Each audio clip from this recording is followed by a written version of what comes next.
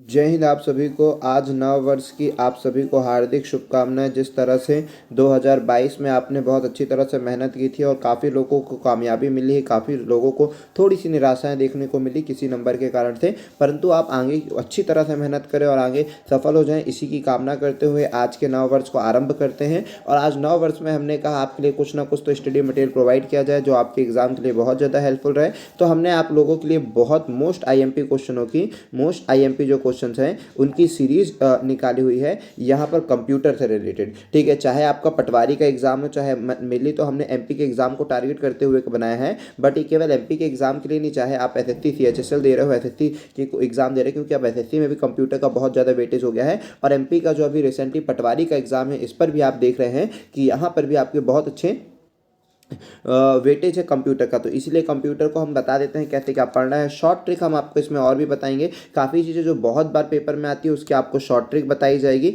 मतलब पूरा बेस्ट तरीके से आपको पूरा एक्सप्लेनेशन बताया जाएगा। आप सभी को नव वर्ष की हार्दिक बधाई अगेन। और अभी चलते हैं, स्टार्ट करते हैं पढ़ाई को। आप सभी ये देखकर जरूर बताइए कि वीडियो कैसी लगी, क्या फीडबैक रहेगा, वो हमें आपका फीडबैक का इंतजार रहेगा। और वीडियो को आपको हर दोस्तों तक शेयर करना है, लाइक करना है, ठीक है। और अगर आप चैनल पर नए हैं तो चैनल को सब्सक्राइब भी कर लीजिएगा। चलिए तो स्टार्ट करते हैं फर्स्ट क्वेश्चन से। बहुत शानदार शानदार क्वेश्चन, ऐसे क्वेश्चन जो पेपर में पूछे हुए गए क्वेश्चन हैं और दोबारा पूछे जाने के चांसेस है, वही क्वेश्चनों को हमने आपके लिए लाया है, और साथ ही साथ अपने नाम की ट्रिक बनाकर। ठीक है, क्योंकि हमने कहा कि जब हम आपके लिए कोई ट्रिक बता रहे हैं तो याद ही रखिए कि हाँ भाई ये माई विजन वाली ट्रिक है। ठीक है, चलो ओके, तो आते हैं यहाँ पर पढ़ते हैं सारी चीज़ें। देखो, एकीकृत सर्किट पहला क्वेश्चन है। एकीकृत सर्किट किसी पीढ़ी का कंप्यूटर है। हालांकि इसको हम आपको ना शॉर्ट्स में भी अवेलेबल करा देंगे, क्योंकि बहुत ज़्यादा इंपॉर्टेंट क्वेश्चन बन जाता है कि कौन सी जनरेशन है ना। ये बड़े बड़े एग्जाम से लेकर छोटे मोटे एग्जाम, हर एग्जाम के लिए मोस्ट इंपॉर्टेंट क्वेश्चन हो जाता है यहाँ पर जनरेशन वाला क्वेश्चन। तो आप याद ही रखिएगा कि जो आईसी है ना वो कब बना था, थर्ड जनरेशन का है जो आईसी है। जिस तरह से फर्स्ट जनरेशन में आपने पढ़ा होगा कि फर्स्ट जनरेशन के कंप्यूटर में क्या यूज़ किया था, वैक्यूम ट्यूब यूज़ किया गया था। ठीक उसी प्रकार से सेकेंड जनरेशन, थर्ड जनरेशन, तो हमने इसकी कोडिंग बना दी है वीटी। ठीक है, विक्टोरिया टर्मिनल आईएमए, सुना है ना आईएमए ने, जैसे आईआईटी होता है वैसे ही आपका आईएमए होता है, तो वीटी आईएमए। ठीक है, क्या हो जाएगा, एकीकृत सर्किट, इंटीग्रल सर्किट जो होगा वो क्या होगा, वीटी आईएमए। वीटी का मतलब क्या हो जाएगा, वैक्यूम ट्यूब, टी का मतलब ट्रांजिस्टर, आई का मतलब इंटीग्रेटेड सर्किट मतलब आईसी, एम का मतलब माइक्रो प्रोसेसर, ए का मतलब आर्टिफिशियल इंटेलिजेंट। और अभी जनरली मतलब जो सिक्स्थ जनरेशन आएगी उसमें कहा जाता है कि हम क्वांटम पे निर्भर हो जाएंगे, ऐसा वैसा भविष्य देखेंगे कि कुछ कुछ ऐसी चीज़ें बना देंगे जिससे भविष्य देखा जा सके आपके माइंड में क्या। तो इस तरह की चीज़ें काम चल रही है, बट अपन को उतना नहीं, फिफ्थ जनरेशन तक अपने काम की चीज़ है एकीकृत सर्किट। ठीक है, आईसी।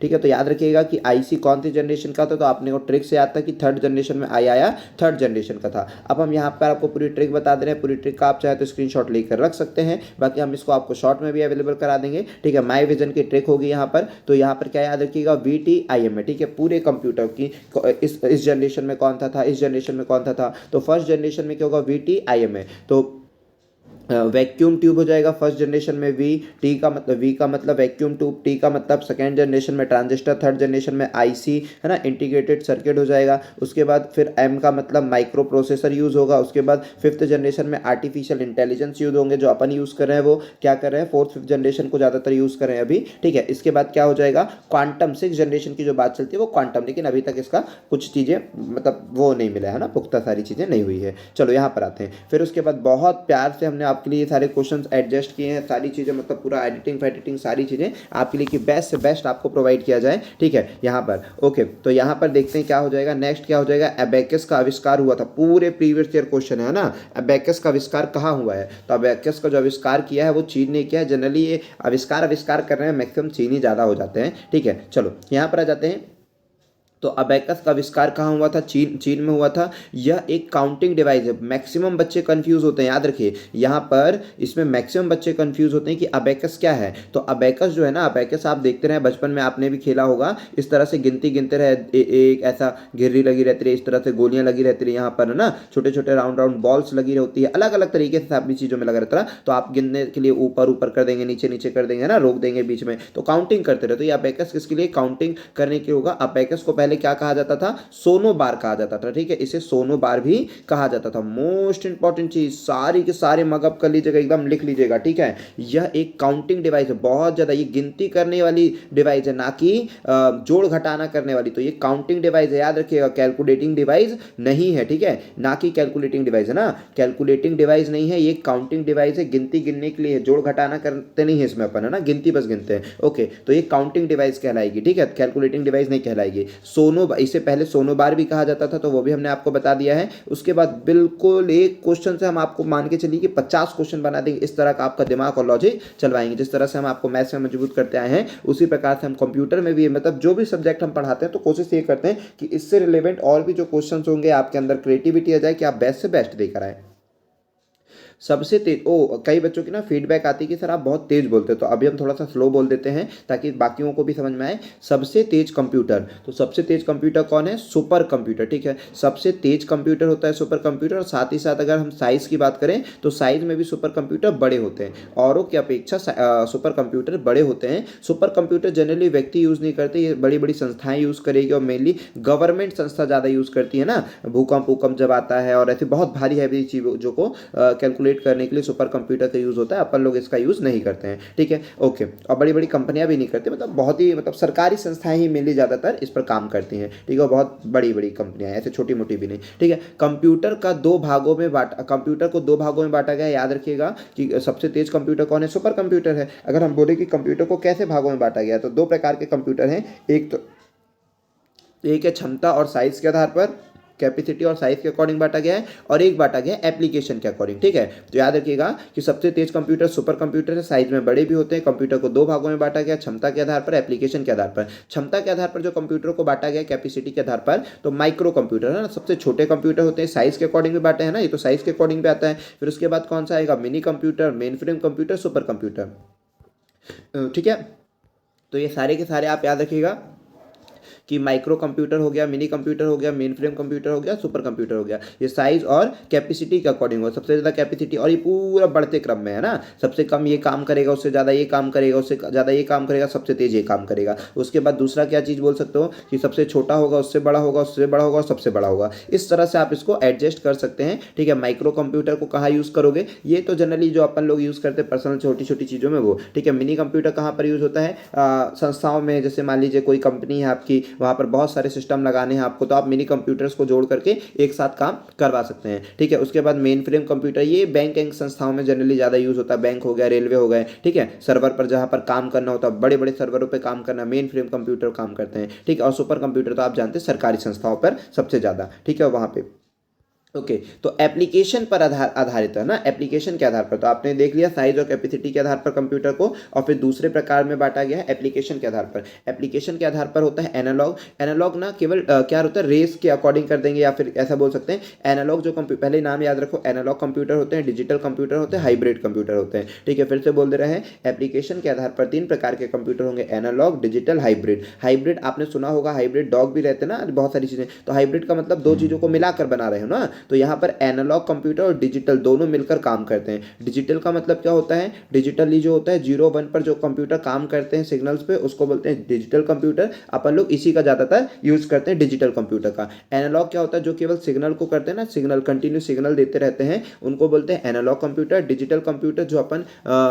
1-0 के रूप में काम होता है, वो डिजिटल कंप्यूटर होता है। ठीक है, और एनालॉग कंप्यूटर एक बार में एक ही काम कर पाते हैं, डिजिटल कंप्यूटर एक बार में बहुत सारे काम कर सकते हैं, मल्टीपर्पस आप इसका यूज़ कर सकते हो डिजिटल कंप्यूटर का। ठीक है, अब हाइब्रिड का काम का होगा, हाइब्रिड एनालॉग और डिजिटल दोनों को मिलाकर हाइब्रिड बन जाएगा। इसका मेनली कहाँ यूज़ होता है, इसका मेनली जो यूज़ होता है मेडिकल क्षेत्र में सबसे ज़्यादा यूज़ होता है। ठीक है, सबसे ज़्यादा क्षेत्र यहाँ पर मेडिकल क्षेत्रों में भी यूज़ किया जाता है हाइब्रिड का। ठीक है, जब आप देखते होंगे आईसीयू में किसी को, तब उस तरह पर देखने को मिलता होगा। ठीक है, अब ये आता है IMAC मतलब हम को ऐसा लगता है कि ना, तो हम इतने क्रिएटिविटी पर्सन है कि हमारे लिए पहले से ही ये सारी चीज़ें बना के गई है कंप्यूटर संस्थाओं ने, मतलब गजब है। देखिए हमने क्या बनाया था, जनरेशन की कोडिंग IMA है ना, हमने क्या बनाए थे कोडिंग VTIMA और उसके बाद C क्वांटम बताए थे ना, ले वही कोडिंग ही कहा है। तो IMA क्या है, एक प्रकार का प्रोसेसर है ना, ये सब चीज़ें क्या हो रही है, प्रोसेसर ही तो है ना, कि जितना अच्छा प्रोसेसर होगा उतना अच्छा कंप्यूटर चलेगा। तो ये एक प्रकार की जनरेशन है, पहली जनरेशन वैक्यूम ट्यूब, दूसरी ट्रांजिस्टर, तीसरे में इंटीग्रेटेड सर्किट, फिर माइक्रो प्रोसेसर, आर्टिफिशियल इंटेलिजेंस, फिर क्वांटम। वाह रे वाह, मतलब गजब कर देते, हम भी क्रिएटिव, बहुत क्रिएटिव पर्सन हो रहे हैं। ठीक है, चलो यहाँ देखो, यहाँ पर आ जाइए, समझिए। तो IMAC ये एक क्या है ना, ट्रिक में भी हमने उसको इंक्लूड कर दिया और यहाँ पर भी आप देख सकते हैं। IMAC ये क्या है, तो एक प्रकार का ये प्रोसेसर है, जिस तरह से आप डेल मतलब कि राइजन प्रोसेसर आपने सुना होगा, राइजन का, ठीक है। उसके बाद इंटेल, मतलब अभी मार्केट में दो ही तो चीज़ें चलती हैं, राइजन और इंटेल, इन्हीं में सबसे ज़्यादा कॉम्पिटिशन होता रहता है। ठीक है, कि राइजन 5 फेमस है, इंटेल 3 ये वो ऐसा वैसा है ना, जनरली तो कहा जाता है ये सारी चीज़ें। तो राइजन हो गया और इंटेल हो गया है ना, राइजन और इंटेल ये प्रोसेसर तो सबको ही जानते होंगे। तो उसी प्रकार से ये होता है IMAC भी एक प्रकार का प्रोसेसर है। ठीक है, याद रखिएगा, IMAC एक प्रकार का प्रोसेसर है ये। ठीक है, आपसे पूछा जाएगा क्या है तो याद रखना है। फिर बोलेगा एनालिटिक इंजन का निर्माण किसने किया, तो याद रखेंगे कि जो एनालिटिक इंजन का निर्माण है ना, वो किसने किया, चार्ल्स बेबेज ने किया। ठीक है, एनालिटिक इंजन के निर्माण चार्ल्स बेबेज ने किया, बिल्कुल मोस्ट इंपॉर्टेंट है। और याद रखिए, चार्ल्स बेबेज ने ना 2 इंजनों का निर्माण किया, केवल एनालिटिक इंजन नहीं। ठीक है, इन्होंने एनालिटिक इंजन का तो निर्माण किया ही किया है, साथ ही साथ डिफरेंस इंजन का भी निर्माण किया। ठीक है, तो ये याद रखिएगा। और जब इन्होंने सुनो, फादर ऑफ कंप्यूटर, अभी हालांकि हम आगे क्वेश्चन उनको इंक्लूड किए हैं कि चार्ल्स बेबेज क्या किए थे, कंप्यूटर के आविष्कारक किसे कहा जाता है, चार्ल्स बेबेज को कहा जाता है। ठीक है, कंप्यूटर के आविष्कारक चार्ल्स बेबेज को कहा जाता है। और साथ ही साथ अगर ये पूछ लिया जाए आपसे कि computer fathers of computer Charles Babbage, या फिर कंप्यूटर के आविष्कारक जो हैं वो भी चार्ल्स बेबेज है ना, कंप्यूटर के पिता भी चार्ल्स बेबेज को कहा जाता है। लेकिन मस्त क्वेश्चन तो तब आएगा जब ये पूछा जाएगा कि कंप्यूटर के विकास में, है ना, कंप्यूटर के आविष्कार में या विकास में सर्वाधिक योगदान किसका रहा है। तो अगर योगदान की बात की जाए तो वॉन न्यूमन किसने किया है खोज, तब तो अगर ये ऑप्शन में है ना, क्या बोल रहे हैं, सर्वाधिक योगदान बोलेगा तो वॉन न्यूमन टिक करना है, और अगर पिता बोला जाएगा, आविष्कारक बोला जाएगा तो चार्ल्स बेबेज। ठीक है, मतलब बहुत बढ़िया बढ़िया चीज़ें फंसाने वाली आएगी आपको। ठीक है, अच्छे से बचना हर क्वेश्चन होते हैं, और हम देखिए इतनी अच्छी तरह से व्यवस्थित किए हैं, कोशिश करेंगे PDF भी आपको प्रोवाइड करवाई जाए। ठीक है, पहले इसमें वाटर मार्क लगाएंगे, तब उसके बाद PDF प्रोवाइड करवाएंगे। ठीक है, पहले लगवा के फिर प्रोवाइड करवा देंगे। यहाँ देखिए, तो अभी यहाँ समझिए, वो सारी चीज़ें छोड़िए, यहाँ पर देखिए, इन्होंने एनालिटिक इंजन का इन्होंने क्या क्या बनाया है, एनालिटिक इंजन बनाया है, डिफरेंस इंजन बनाया है। लेकिन आप पढ़ लीजिए, क्योंकि हम वहाँ पर समझा रहे हैं, वो ज़्यादा आपको फायदा देगा। ठीक है, कि भाई जो हमने बनाए हैं तो वो जिस पर्पज से बनाए, जो चीज़ें बनाए हैं वो पहले आप समझ लेंगे, उसके बाद इन चीज़ों को पढ़ेंगे तो फायदा करेगा। तो जो चार्ल्स बेबेज है, उन्होंने एनालिटिक इंजन भी बनाया है, डिफरेंस इंजन भी बनाया है। और पहले जो इन्होंने इंजन बनाया था, ठीक है, सॉफ्टवेयर बनाया था, उसमें ना उसमें प्रोग्राम इन्होंने नहीं डाला था। लेकिन जब दूसरी बार इन्होंने बनाया तो उसमें प्रोग्राम डाला, जिसमें जो थी वो उसका नाम, जो प्रोग्राम में नाम रखा उन्होंने क्या रखा, लेडी अड्डा अगस्टा। ठीक है, लेडी अड्डा अगस्टा, याद रखेंगे, लेडी अड्डा अगस्टा। ठीक है, और ये क्या थी, एक पहली फर्स्ट फीमेल प्रोग्रामर थी, है ना, फर्स्ट फीमेल प्रोग्राम थी, जो पहली महिला प्रोग्राम कहलाएगी। ठीक है, अब ये पंच कार्ड क्या है, तो हालांकि पंच कार्ड के बारे में हमने पहले भी आपको बताया, फिर से अगेन बता रहे हैं कि पंच कार्ड इस तरह से पूरा कागज होता है, उसमें क्या होता है, इस तरह से पंचिंग होती है। इसका यूजेस कहाँ किया गया था, जनगणना में भी किया गया था। ठीक है, यहाँ पर एक ऐसे कर देंगे ना, पूरा देखिएगा आप इमेज को, पंच कार्ड कैसा होता है। ठीक है, तो पंच कार्ड मेनली, अब क्वेश्चन में वो तो हमने बता दिया था कि पंच कार्ड में जो पूछा गया पिछले बार क्वेश्चन था, वो क्या था, हरमैन हॉलरेथ, है ना, हमने क्लास में भी आपको बताया है कि पंच कार्ड के आविष्कारक किसे कहा जाता है, हरमैन हॉलरेथ को कहा जाता है ना, हरमैन हॉलरेथ को बताया था। और कुछ और भी खास बातें हम बताएंगे आपको, देखिएगा समझिएगा। अभी आपसे पूछ लिया गया पंच कार्ड क्या है, तो पंच कार्ड एक इनपुट डिवाइस है, याद रखेंगे क्या होता है। और इनपुट आउटपुट के लिए ना IOB ऑब्लिक यूज कर लिया जाता है, तो ये भी याद रखना, IOB भाई कंप्यूटर में यूज करते हो, तो समझ जाना इनपुट और आउटपुट डिवाइस की बात चल रही है। ठीक है, यहां देखिए, तो पंच कार्ड जो है वो एक इनपुट डिवाइस है। सबसे पहले किसने प्रयोग किया था, हॉर्मन हॉलरेथ ने पंच कार्ड का प्रयोग किया था, याद रखेंगे। अमेरिका की जनगणना में इसका प्रयोग, ठीक है। यहाँ पर समझिए क्या हो जाएगा, हरमैन हॉलरेथ है ना, हरमैन हॉलरेथ आ जाएंगे यहाँ पर, इसके आविष्कारक होंगे। उसके बाद अमेरिका की जनगणना में इसका प्रयोग किया गया था। इंपॉर्टेंट बात है कि सबसे पहले जो इसका प्रयोग किया गया था अमेरिका की जनगणना में प्रयोग किया गया था। और क्या होगा, हरमैन हॉलरेथ को ही आविष्कारक भी कहा जाता है। ठीक है, प्रयोग भी सबसे पहले किसने किया था, हरमैन हॉलरेथ ने, और आविष्कारक भी किसे कहा जाता है, हरमैन हॉलरेथ को। आप मैक्सिमम पेपर और प्रीवियस ईयर में देखेंगे तो हरमैन हॉलरेथ देता है, लेकिन कहीं कहीं ना कई लोग जैकार्ड बुनर भी टिक करवा देते हैं, तो यहाँ पर समझने वाली बात है। हालांकि इसका जो उद्देश्य था वो बुनकर मतलब प्रिंटिंग को same to same cut copy paste बार बार करना पड़ता रहा, तो उससे परेशान होने के लिए पंच कार्ड का आविष्कार हुआ था, तो बुनर करके नाम रहेगा। ठीक है, तो वहाँ पर जैकार्ड बुनर भी दे देता है कई बार, तो इसको उतना हम माने नहीं करते हैं। ठीक है, हमारे अकॉर्डिंग तो आप हरमैन हॉलरेथ ही देखिएगा, और क्रॉस चेक करना हो तो कर लीजिएगा कि पंच कार्ड के आविष्कारक कौन है, हरमैन हॉलरेथ हैं। ठीक है, अमेरिका की जनगणना में भी इसका यूज किया था। नेक्स्ट क्वेश्चन पे चलो, तो यहाँ देखो आ गया ना, आ गया वो क्वेश्चन जो हम आपको बोल रहे थे। आप समझिए कि हम कोशिश ये कर रहे हैं कि कम से कम समय में आपका इतनी जबरदस्त तैयारी हो जाए कंप्यूटर की, मजा आ जाए। ठीक है, मतलब एग्जाम ओरिएंट चीजें आपकी तैयार हो जाए, और एक क्वेश्चन से आप 50 क्वेश्चन रिलेवेंट उससे चीजों को टच करने की कोशिश करो। ठीक है, कंप्यूटर के आविष्कारक में सर्वाधिक योगदान किसने दिया, तो योगदान पूछा है, मैक्सिमम योगदान। तो अगर चार्ल्स बेबेज भी ऑप्शन में और ये भी ऑप्शन में है और योगदान की बात कर रहा है तो वॉन न्यूमन ने। ठीक है, जो कंप्यूटर के आविष्कार है, ठीक है, उसमें सबसे ज्यादा जो योगदान दिया वॉन न्यूमन ने दिया है। आविष्कार का श्रेय उनको चला जाता है, लेकिन वो नहीं है ना, वॉन न्यूमन ने आविष्कार में सर्वाधिक योगदान दिया। Von Neumann. कंप्यूटर के पिता किसे कहा जाता है, लेकिन चार्ल्स बेबेज को कहा जाता है। ठीक है, उसमें 20 लिख दिया हमने, बेबेज होना चाहिए। अब आते हैं क्या बोलता है, इंटीग्रेटेड सर्किट। सब के सब प्रीवियस ईयर क्वेश्चन है, चिंता मत करो ना, एकदम जबरदस्त क्वेश्चन लाए हैं। इंटीग्रेटेड सर्किट जिसे आप आईसी भी शॉर्ट में कहते हो, इसका विकास किसने किया, तो याद रखना जेएस किल्बी ने किया। ठीक है, अब कई बार ना माउस के आविष्कारक पूछ लेता है, तो माउस के आविष्कारक हम बता दें, माउस इस तरह से रहेगा। ठीक है, आप इसे क्या करते हो, पकड़ कर चलाते हो ना, ऐसे पकड़ लोगे फिर ऐसे ऐसे डगमग डगमग डगमग करोगे। माउस के आविष्कारक कौन है, डगलस है। कौन है, डगलस। और सुनो, आविष्कारक की हमने 3 से 4 वीडियो बना के डाले हैं, जिसमें से 100 या 150 के आसपास हमने आविष्कारक करवा दिए, जो कि पेपर में ही पूछे गए हैं। मोस्ट इंपॉर्टेंट क्वेश्चन है, आप सभी को वो सारे हमने ट्रिक से याद करवाए हैं। ठीक है, जैसे माउस को क्या करेंगे, डगमग डगमग करेगा तो डगलस, माउस के जो आविष्कारक होंगे वो डगलस होंगे। ठीक, इसी प्रकार से 100 से 150 आविष्कारक हमने आपको ट्रिक से यूं याद करवा दिए चुटकियों में। आप याद कर लेंगे, बस एक बार वीडियो को देख लीजिए, सब का सब आपको याद हो जाएगा। एक बार देख लीजिए, दूसरी बार रिवीजन कर लीजिए, जबरदस्त याद हो जाएगा। ठीक है, अभी देखिए इंटीग्रेटेड सर्किट या फिर बोलते हैं आईसी सर्किट का विकास किसने किया, तो जेएस किल्बी ने किया। याद रखना, इंपॉर्टेंट क्वेश्चन है। ठीक है, जेएस किल्बी आईसी का आविष्कारक। उसके बाद क्या हो जाएंगे, ठीक है,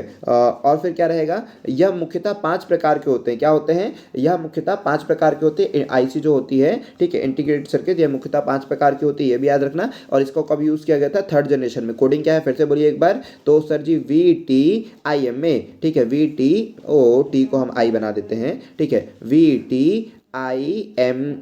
ठीक है, vacuum tube, transistor, IC, micro processor, artificial intelligent. और अभी 6th जनरेशन जो आएगी वो क्वांटम पर निर्भर होगी। लो भाई, न्यूमेरिकल क्वेश्चन भी हमने आपको दे दिया, यहाँ पर समझिए। ठीक है, और न्यूमेरिकल क्वेश्चन भी समझ लीजिए क्या दिया है, बोलता है MS एक्सेल में 49 का फंक्शन का मान बताइए। और सुनो, MS एक्सेल ना, पहली बात तो याद रखो, MS ऑफिस क्या होता है, MS ऑफिस ना जो रहेगा वो एक एप्लीकेशन कहलाएगा। ठीक है, MS ऑफिस एप्लीकेशन में 3 वो चीज़ें रहेंगी, कौन कौन सी, पहला होगा MS वर्ड, फिर होगा MS पावर पॉइंट। ठीक है, MS पावर पॉइंट, और उसके बाद ये देखो एक होता है विंडो। विंडो कहलाता है ऑपरेटिंग सिस्टम, अब भी इसे याद कर लो, आगे बताएंगे सारी चीज़ें। विंडो कहलाता है OS ऑपरेटिंग सिस्टम।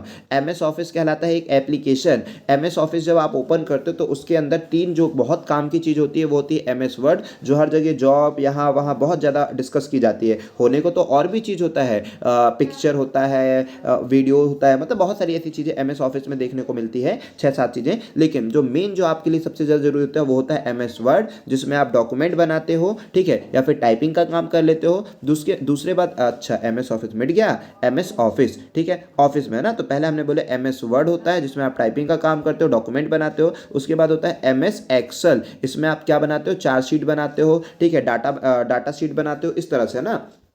और उसके बाद क्या हो जाएगा, MS power point. Power point का मतलब प्रेजेंटेशन, P से पावर पॉइंट, P से प्रेजेंटेशन। प्रेजेंटेशन का काम पावर पॉइंट में, सीट बनाने का काम एक्सेल में, वर्ड लिखने का काम, टाइपिंग करने का काम, डॉक्यूमेंट बनाने का काम MS वर्ड में। अच्छी तरह से याद रखिए, ये भी इंपॉर्टेंट फैक्ट्स बनेंगे, ठीक है। अच्छा, तो MS एक्सेल, तो MS एक्सेल जिसमें होता है कैलकुलेशन गणना होती है, तो कई बार पूछ लिया जाता है कि फॉर्मूला लिखने से पहले किस सिंबल का यूज करते हैं, तो बराबर का, है ना, इज इक्वल टू के सिंबल का प्रयोग किया जाता है MS एक्सेल में। अगर कोई भी आप फॉर्मूला लिखते हो तो उसके पहले आपको बराबर का चिन्ह लगाना है, ये भी याद रखना है, ये भी मोस्ट इंपॉर्टेंट क्वेश्चन पेपर में पूछा जाता है। अब देखिए पूछा गया है कि MS एक्सेल में फ्लोर 14,4 का फंक्शन का मान बताइए, तो मोस्ट इंपॉर्टेंट चीज बता रहे हैं, ठीक है। MS एक्सेल समझ में आया ना, तो MS एक्सेल में बताओ फ्लोर 14,4 लिखा है, इसका मतलब क्या हुआ, तो फ्लोर का मतलब होता है नीचे। आप बोलते हो ना कि अरे फ्लोर मत गंदा करो, फ्लोर गंदा हो गया है, ठीक है। अब फ्लोर, नीचे के भाग को फ्लोर कहेंगे, अगर आप घर पे भी देखते हो तो नीचे के भाग को फ्लोर कहते हो और ऊपरी भाग को सीलिंग कहते हो ना, कि सीलिंग है ना, सीलिंग खराब हो रही, ऊपरी भाग को आप कहते हैं सीलिंग और नीचे के भाग को कहते हो फ्लोर, ठीक है। ऊपरी भाग क्या कहलाता है, सीलिंग, ठीक है, सीलिंग कहलाएगा और नीचे का भाग क्या कहलाएगा, फ्लोर कहलाएगा, ठीक है ना, याद रखोगे ना, नीचे का भाग फ्लोर। तो यहां पर जब इस तरह से चीजें लिखी होती तो इसका मतलब क्या होता है, पहले वो समझो। ये फ्लोर बोल रहा है ना, ये पूछना चाहता है कि 4 का ऐसा कौन सा गुणज है, 4 का ऐसा कौन सा मल्टीपल है जो कि कहां पर हो, 14 के पास हो, 14 से छोटा होना चाहिए। फ्लोर लिखा, फ्लोर, फ्लोर का मतलब कम, 14 से कम हो, है ना, मल्टीपल। तो 4 का ऐसा कौन सा मल्टीपल है जो 14 से कम है, तो 4 1 जा 4, 4 एकम 4, 4 दूनी 8, 4 तिया 12, 4 चौको 16, ठीक है। 4 1 जा 4, 4 2 जा 8, 4 3 जा 12 और 4 4 जा 16। तो आपको 14 से छोटा चाहिए, तो 14 से छोटा नंबर है 12, इसीलिए इसका आंसर 12 हो गया। बात समझ में आई कि नहीं आई, समझ गए सभी कोई कि फ्लोर 14 4 लिखा रहेगा तो 4 का ऐसा कौन सा मल्टीपल है जो 12 से छोटा है, 12 से नीचे है, फ्लोर है, तो हो गया 4 तिया 12 और 16 तो बड़ा हो जा रहा है। कल को अगर यही सीलिंग लिख कर आता था कि भाई सीलिंग निकालना है अपन को, तो क्या हो जाएगा, सीलिंग अगर निकालना है 14 और 4 लिखा आएगा तो सीलिंग का मतलब होता है ऊपर, तो 4 का ऐसा मल्टीपल जो 16 से ऊपर आए तो वो हो जाएगा 4 चौको 16, तो इसका राइट आंसर हो जाएगा 16। आई होप कि आप इनको भी समझ पाए, न्यूमेरिकल से भी आप घबराएंगे नहीं, सब जबरदस्त करके आएंगे, ठीक है। यहां देखिए MS एक्सेल डिफॉल्ट एक्सटेंशन, ये डिफॉल्ट क्या होता है भाई, बाय डिफॉल्ट हम ऐसे हो गए, बाय डिफॉल्ट ये ऐसा हो ही जाता है, बाय डिफॉल्ट। डिफॉल्ट का मतलब स्वतः, स्वतः जैसे ही तुम मोबाइल को चालू करोगे तुम्हारे मोबाइल में अपने आप टॉर्च जल जा रहा है, तो बोलना पड़ेगा जाके सामने वाले को, बोलना कि भैया देखो ना, जैसे इसको ओपन करते तुरंत बाय डिफॉल्ट ये चल हो जाता, मतलब बाय डिफॉल्ट का मतलब अपने आप पहले से ही स्वतः, ठीक है, इस तरह से, है ना, समझना पड़ेगा। जिस तरह से अभी आपने पढ़ा था कि MS वर्ड में, जब आप MS वर्ड में टाइपिंग करते हैं तो आप देखते होंगे बाय डिफॉल्ट आपका कैलिबरी करके जो टाइपिंग के लिए आया करता था, ठीक है, क्या हो जाएगा, कैलिबरी जो फॉन्ट है वो 11 नंबर का टिक रहता है पहले से ही, है ना। जो आपके फॉन्ट होते हैं वो कहाँ 8 से लेकर कहाँ तक रहते हैं, 72 तक रहते हैं, लेकिन बाय डिफॉल्ट आप देखते हैं फॉन्ट आपके में ना पहले से ही 11 सेट रहता है, तो पहले से ही जो सेट रहता है उसको बाय डिफॉल्ट बोल देते हैं, ठीक है। तो यहाँ पर MS एक्सेल, ठीक है, डिफॉल्ट एक्सटेंशन, एक्सटेंशन का नाम होता है पीछे, ठीक है, एक्सटेंशन का नाम होता है सबसे पीछे, पॉइंट लगाकर कुछ भी लिख देते हैं, DOC डॉक्यूमेंट, JPG फोटो के लिए, MP4 वीडियो के लिए, तो ये सब क्या है, PDF के लिए PDF कर देंगे, ठीक है, ये सब क्या है, ये सब एक्सटेंशन नेम है। तो आपके बाय डिफॉल्ट MS एक्सेल में बाय डिफॉल्ट जो पहले एक्सटेंशन नेम यूज करता था वो .XLS यूज किया करते थे, ये कब तक, 2003 तक। लेकिन 2007 से 2019 20 21 कौन सा एक्सटेंशन यूज हो रहा है, .XLXS, ठीक है। अभी हम कोशिश ये भी करेंगे कि आपको ना टॉपिक वाइज करें, पहले आप इस वीडियो को प्यार दीजिए, अपने दोस्तों से शेयर कीजिए, ठीक है, मैक्सिमम हमें अच्छा रिजल्ट मिले कि आप लोग बहुत इसका फायदा उठा रहे हैं, इससे बहुत लाभान्वित हो रहे हैं, तो फिर हम आगे की सीरीज भी कंटिन्यू करें इसी प्रकार से, ठीक है। चलो यहां देखो .XLX, ठीक है, तो यहां पर याद रखिएगा क्या हो जाएगा, जो MS एक्सेल का डिफॉल्ट एक्सटेंशन नेम होगा वो डॉट, पहले ये होता करता था केवल .XLS होता था, अब XLS और फिर अगेन X याद रखिएगा, अब से डिफॉल्ट रहेगा 2007 के बाद से, है ना, अभी तक।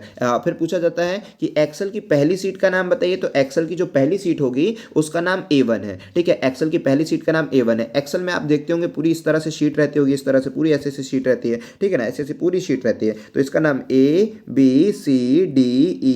इस तरह से नाम रहेगा। यहाँ 1 2 3 4 5 6 7 8 इस तरह से पूरा नाम रहेगा। तो देखो एक्सेल की जो सीरीज चालू होती है वो कहाँ से चालू होती है समझो। यहाँ पर ओ भाई तुम आगे जाओ टाइमर, यहाँ देखो, यहाँ पर ये पहली सीरीज कहलाएगी, ठीक है। और उसके बाद अगर दूसरी सीरीज करना है तो दूसरी सीरीज ये वाली होगी, फिर तीसरी के लिए करना है ना, समझ रहे हो कि दूसरी वाली की पहली जो सीरीज होती है, पहले वाले में क्या रहता है, पहले में जो रहेगा वो क्या आ जाएगा कि जो A1 रहेगा, मतलब मेनली देखोगे आप जब इस तरह से देखोगे तो A यहाँ लिखा है और ये है, तो पहली जो सीट रहेगा मतलब पहली सीट ही क्वेश्चन में पूछा गया था, हाँ यही पूछा गया था, ठीक है, कि पहली सीट किसे कहेंगे, है ना। तो यहाँ पर A1 वाले को पहला जो प्लेस होता है वो A1 रहेगा, A1 है ना, यहाँ से A और यहाँ से 1, ठीक है। चलो अब आते हैं नेक्स्ट पर, तो चलते हैं नेक्स्ट पर और बताते हैं क्या कैसे होगा। चलिए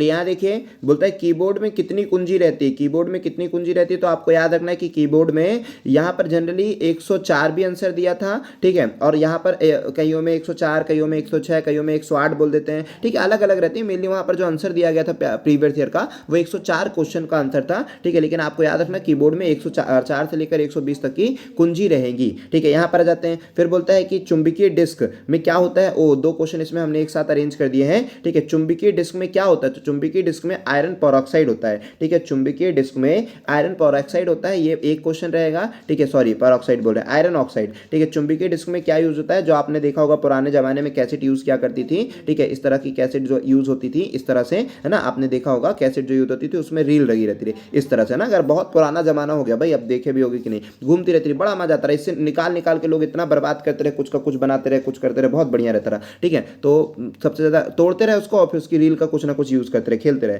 ठीक है। तो ये रील जो होती थी वो किसकी होती थी, आयरन ऑक्साइड की होती थी। अब इसके बाद आ जाते हैं, ये आता है एमएस एक्सेल, ये दूसरा क्वेश्चन है। एमएस एक्सेल सेल में इस पूरी रेंज को किससे डिनोट करेंगे। तो देखो रेंज कहां से चालू हुई है, C2 से, और कहां तक गई है, E5 तक। तो E5 C2 रेशो E5 है ना, C2 C3 C4 C5, फिर ऐसे D2 D3 D4 D5, फिर ऐसे E1 E2 E1 नहीं E2 से स्टार्ट होगा, E2 E3 E4 E5। तो C2 से स्टार्ट होकर E5 तक गया, तो इसकी सीरीज को, इस सीट को या इसकी लोकेशन बताने को, इतने एरिया बताने को C2 से C5 तक कहेंगे, ठीक है। 2 क्वेश्चन एक साथ इंक्लूड उसमें कर दिए थे हमने। ओके पूछा था एमएस पावर पॉइंट का संस्करण नहीं है, इसमें से कौन सा ऐसा एडिशन है जो एमएस पावर पॉइंट का एडिशन नहीं है। देखिए यहाँ आप ऐसे तो अब इतना सारा याद नहीं रख सकते, और एग्जामिनर भी ऐसा क्वेश्चन किया था कि बच्चे उत्तर दे जाएं अगर छोटा सा भी उनको लॉजिक पता है तो आपको सबसे पहले ये करना है कि एमएस का मतलब क्या है, माइक्रोसॉफ्ट, है ना, माइक्रोसॉफ्ट ऑफिस, और ऑफिस के अंतर्गत ही आता है क्या, एमएस वर्ड आता है, एमएस पावर पॉइंट आता है, एमएस एक्सेल आता है। तो कल को हो सकता है एमएस पावर पॉइंट पूछा है, कल को वर्ड एक्सेल ये सारी चीजें पूछे। तो आप जो की पॉइंट याद रखना है, जो चीजें याद रखनी वो ये याद रखो कि एमएस ऑफिस की स्थापना हुई है 1975 में। एमएस ऑफिस की स्थापना हुई है 1975, मतलब जो भी लॉन्च होगा 1975 के बाद ही बनेगा, ठीक है। वैसे 3 7 10 12 ना 19 10 ये सब ना संस्करण है भाई, ये एमएस ऑफिस के संस्करण है, एडिशन है, और इसका ऑफिस कहाँ पर 1975 में बना है, इसका हेड ऑफिस कहाँ पर, अमेरिका में। तो हमें मेन ये बात रखना है कि भाई जब बना वो 1975 में है तो संस्करण कहां से पहले से निकाल दिया होगा 1920 में, तो यही गलत उत्तर है, ये एडिशन नहीं कहलाएगा एमएस ऑफिस का। तो इसी लॉजिक से आपको आगे भी उत्तर मानना है, लेकिन उसके लिए आपको याद होना चाहिए कि एमएस ऑफिस की स्थापना 1975 में हुई है, ठीक है। पावर पॉइंट में मदद के लिए क्या दबाया जाता है, F1। हम ना पूरे फंक्शन कीज का बताएंगे क्योंकि पूरे फंक्शन कीज का इंपॉर्टेंट है कि किस किस का क्या क्या रूल होता है, ठीक है। पावर पॉइंट में क्या हेल्प के लिए क्या दबाया जाता है, F1 दबाया जाता है। यहाँ पर ना हमको पूरी आपको बताना पड़ेगा ताकि बहुत मजा आए फिर आपका, ठीक है। जैसे कि F2 का काम क्या है, F2 का काम हैगा F2 कौन करेगा, रीनेम, है ना। F2 का मतलब क्या होता है, रीनेम करता है, किसी भी फोल्डर को रीनेम करने के लिए F2 ये फंक्शन की है। F3 तीन तिगाड़ा काम बिगाड़ दिया तो सर्च करने लगेंगे, क्या बिगड़ गया भाई, सर्चिंग होगा, ना, क्या होगा, सर्चिंग होगा। 2 मतलब तेरा नाम बदल देंगे, ठीक है, तो रीनेम हो जाएगा। 3 में क्या करेंगे, तीन तिगाड़ा काम बिगाड़ा सर्च करने लगेंगे कि क्या बिगड़ गया। F4 ठीक है, 4 से क्या हो जाएगा, जो भी विंडो एक्टिव उसको क्लोज करने का काम F4 करेगा, ठीक है। उसके बाद क्या आता है F5 तो बच्चा जानता है, पहले कंप्यूटर सिखाते टाइम ही F5 सिखाया जाता है रिफ्रेश करने के लिए, ठीक है। कंप्यूटर को रिफ्रेश करने के लिए F5 का यूज कर देते हो। F6 में क्या करते हो, कोई एड्रेस बार में जब जाना हो ना तो F6 में जाते हो। F7, ओ साथ दे रहे हो मेरा, मतलब मेरी गलतियों को सुधार रहे हो, मेरा साथ दे रहे हो, मेरी गलतियों को सुधार रहे हो। स्पेलिंग चेक करने के लिए, स्पेल एंड ग्रामर को चेक करने के लिए F7 का यूज किया जाता है। 7 के बाद आता है F8। 8 में क्या करेगा, विंडो को 8 क्या करेगा, 8 जो है ना, 8 एकदम बॉन्ड बना के रख लिया, बॉन्ड बना के रख लिया मतलब सेफ मोड पे स्टार्ट करेगा। अगर, या फिर बूट मेन्यू भी बोल सकते हो आप इसको कि बूट मेन्यू होता है, या फिर ये बोल सकते हो कि ये जो F8 है वो कंप्यूटर को सेफ मोड पर स्टार्ट करवाएगा, सेफ मोड पर स्टार्ट कराएगा, बॉन्ड बना देता एकदम फिक्स, एकदम अब ना टूटने वाला, ठीक है, सेफ मोड पर स्टार्ट करवाएगा F8। उसके बाद क्या बोले, एक बार बस देख लेना, अभी ट्रिक बताएंगे पूरा F1 से, हालांकि थोड़ा बहुत अभी बता रहे हैं बट अभी कोशिश करेंगे जो बहुत काम की चीज़ है वो आपको अलग से शॉर्ट्स में भी अवेलेबल करवा दें। फिर आता है F10। F10 में क्या हो जाएगा, है ना, F9 तक हो गया, ठीक है। उसके बाद हो जाएगा क्या, F10 जो होगा वो क्या करेगा, मतलब इसका कोई ज़्यादा इंपॉर्टेंट रोल नहीं होता है कि क्या करेगा, एक्टिवेट करेगा, ये सारी चीज। F11 का, ठीक है। 10 का हो जाएगा, क्या करेगा, मेन्यू बार ऑप्शन में डायरेक्टली आपको ले जाएगा, मेन्यू बार ऑप्शन एक्टिव कर देगा। F10 का जब आप दबाएंगे की तो यहाँ पर जो भी मेन्यू बार होगी उस ऑब्जेक्ट की, उसकी जो भी आप यूज़ करें एप्लीकेशन, वहाँ की डायरेक्टली मेन्यू बार को ओपन कर देगा। 11 में देखिए क्या कर रहा है, पूरा फुल स्क्रीन कर दे रहा है, 11 बनाकर पूरा फुल स्क्रीन कर दे रहा है। 11 में पूरी फुल स्क्रीन हो जाएगी और F12 सारा काम खत्म, सेव करके आगे बढ़ो, लास्ट में पूरा काम। F12 तक होता है, F1 से लेकर F12 तक होती है कुंजी, ठीक है। फंक्शन की कितनी होती है, 12, ठीक है, फंक्शन की कितनी होती है, 12, F1 से लेकर F12 तक। तो लास्ट में सारा काम हो गया, सेव एस करो, आगे निकल लो, ठीक है। चलो बहुत बढ़िया भाई, एक नंबर, पूरा माहौल बना देना है, ठीक है। यहाँ देखो, इंटरनेट जिसे केबल नेट भी कहा जाता है ना, क्या उसका मतलब क्या होता है, तो याद रखिए नेट का अर्थ होता है नेटवर्क, नेट का अर्थ क्या होता है, नेटवर्क, वो जिसको शॉर्ट में बोलते हैं उसका फुल फॉर्म होता है नेटवर्क, है ना, इंटरनेट का मतलब नेटवर्क होता है। अब